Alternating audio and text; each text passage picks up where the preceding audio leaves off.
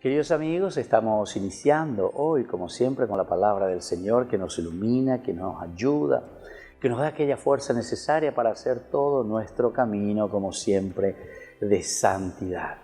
En este día estamos leyendo del profeta Isaías, capítulo 58, del 1 al 9a. El ayuno que Dios quiere. ¿Cuál es el ayuno que verdaderamente el Señor quiere que hagamos nosotros? Es tan importante, tan necesario que tengamos en cuenta este aspecto, ¿verdad? Lo que el Señor nos regala y nos quiere regalar, pero a través también de qué esfuerzo y de qué lucha, porque el ayunar justamente significa eso, ponerse en esa actitud de espera ante el Señor. Y esa espera entonces que implica de mi parte también, de cierta manera, renuncia, dejar de lado muchas cosas, porque mi intención es la de concentrarme, la de mirar.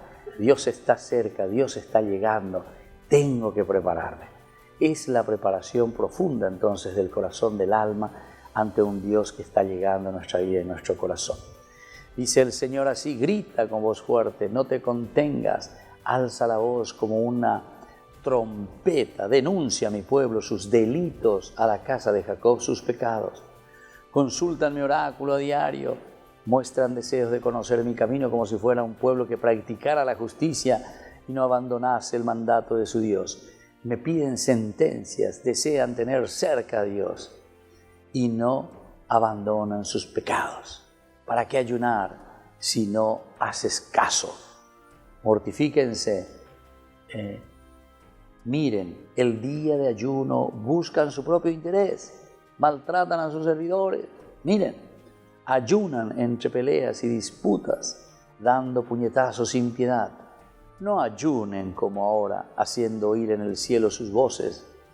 ¿Ese es el ayuno que el Señor desea? El día en que el hombre se mortifica, doblar la cabeza como un junco, acostarse sobre estera y ceniza. ¿A eso le llaman ustedes ayuno, día agradable del Señor? El ayuno que yo quiero es sobre todo abrir las prisiones injustas, hacer saltar los cerrojos de los cepos, dejar libres a los oprimidos, romper todos los cepos, compartir el pan con los hambrientos, hospedar a los pobres sin techo, vestir al que ves desnudo y no despreocuparte de tu hermano.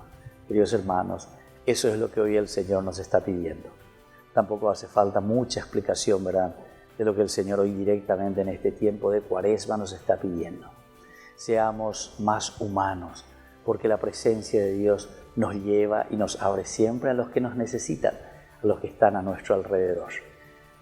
Y que la bendición del Señor descienda sobre ustedes, el Padre, el Hijo y el Espíritu Santo. Amén.